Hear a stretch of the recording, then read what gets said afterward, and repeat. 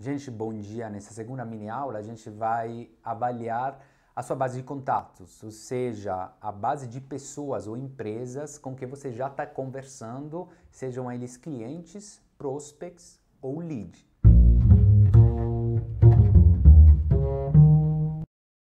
Isso é muito importante porque, dependendo da complexidade da sua base de contatos, você vai definir uma estratégia mais ou menos complexa. Por exemplo, se você tem na sua base até, digamos, 1000 contatos, né? Ou se você não tem contatos nessa base, não adianta ir incomodar um projeto complexo de inbound marketing por enquanto. O que você tem que fazer é abastecer essa base, né, e começar a interagir com eles. Como são poucos contatos, a gente pode fazer um trabalho mais manual de e-mail marketing, né? Tem plataformas que nem o MailChimp que permitem fazer disparo de forma gratuita. Então, quando a sua base é pequena, eu sugiro ficar nessas plataformas, porque você ainda está na fase de testar. Vai testar se os seus contatos gostam do conteúdo que você manda, né? Mas também você poderia trabalhar o abastecimento dessa base de contato, seja ele por banners, né? Tanto no Google Display, né? No Facebook ou no LinkedIn, plataformas de afiliação, ou no Google de busca mesmo, né? Então você vai abastecer essa sua base de contato para poder trabalhar por enquanto de forma manual.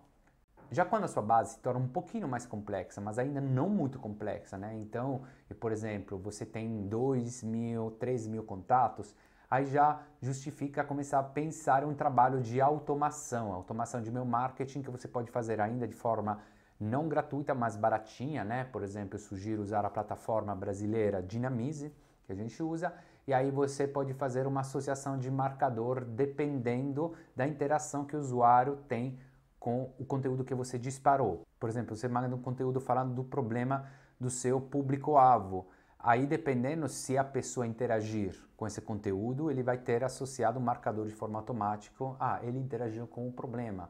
Se ele não interagiu, ele não vai receber esse marcador. Então, amanhã ou semana que vem, você vai disparar um conteúdo diferente dependendo se essa pessoa interagiu ou não com o seu conteúdo. Isso é muito importante nessa fase porque talvez você ainda não tenha definido o seu público-alvo. Talvez ache que sabe qual é o seu público-alvo, mas como você está começando, talvez não tenha certeza absoluta. É importante saber também que às vezes o seu público-alvo offline não é necessariamente o seu público-alvo online, ou seja, você talvez tenha uma experiência de mais de 10 anos offline, mas nunca fez um trabalho de marketing digital. Então, provavelmente, o seu público-alvo é parecido, mas não é exatamente o mesmo. Já quando a sua base de contato é bem mais complexa, eu diria de 5.000 contatos para cima, qualificados, né? Então, estamos falando de contatos qualificados, que entraram em contato com você, com quem você já está conversando. Não estou falando de contatos de e-mail comprados, a gente até contra esse tipo de abordagem. Então, nesse caso, você precisa sim um trabalho mais estruturado, mais complexo de inbound marketing, usando plataformas que tem no mercado, né? Pode ser a RD Station, pode ser a HubSpot, pode ser a Sharp Spring ou a Dynamize mesmo. Uma coisa super importante nessa fase é definir a dor do seu cliente que você quer curar, porque é assim que você vai definir o seu diferencial. Uma coisa super importante a ser definida nessa fase é que tipo de dor do seu cliente que você vai curar. Isso é muito importante porque é assim que você vai poder definir o seu diferencial. E veja bem, o seu diferencial não é eu sou sério, eu sou ético, eu não roubo, né? O meu atendimento é melhor, a não ser que você tenha alguns depoimentos que comprovem isso. Por que isso? Porque todo mundo pode falar isso, não é um diferencial concreto, entende? Então, ou você tem um depoimento, né, que concretiza, digamos, esse diferencial, e que provavelmente você não tem se você está começando agora, ou eu focaria em outra coisa. Fale da sua experiência no segmento, de como você já ajudou outros clientes antes, mesmo que não seja na mesma empresa, mesmo que seja por conta de outras empresas, mas como você ajudou a curar as dores dele. É muito importante que você estabeleça no seu cliente uma sensação não de que legal ter, mas uma sensação de necessidade, né? Se alguém me liga e me pergunta, vocês trabalham no Facebook? Vocês trabalham no AdWords? Eu respondo sim. Só que se eu limitar a minha resposta ao sim, eu vou me colocar no mesmo lugar de centenas e milhares de empresas no Brasil e fora do Brasil que também trabalham o Facebook e o AdWords. Então o meu diferencial é A gente tem, por exemplo, no Facebook, duas maneiras de fazer isso.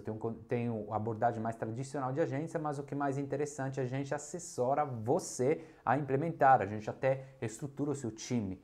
E aí eu coloco a minha cara dizendo, eu acho que você precisa disso e aquilo. Então é mesmo Facebook ou não, entendeu? Então eu me exponho, certo, mas é nesse sentido que acredito que eu ganho mais confiança. Então, entendeu? O seu diferencial não pode ser de forma qualitativa, tem que ser quantificado e concreto. Até porque quando a gente fala de digital, a gente precisa quantificar. Deu para entender até agora nessa aula? Então curta esse vídeo e compartilhe com seus amigos, parentes, com quem você acha que poderia se interessar. E não se esqueça de se inscrever no nosso canal, caso não esteja já inscrito, assim você vai receber as notificações para os próximos vídeos. E nós nos vemos na próxima aula. Tchau!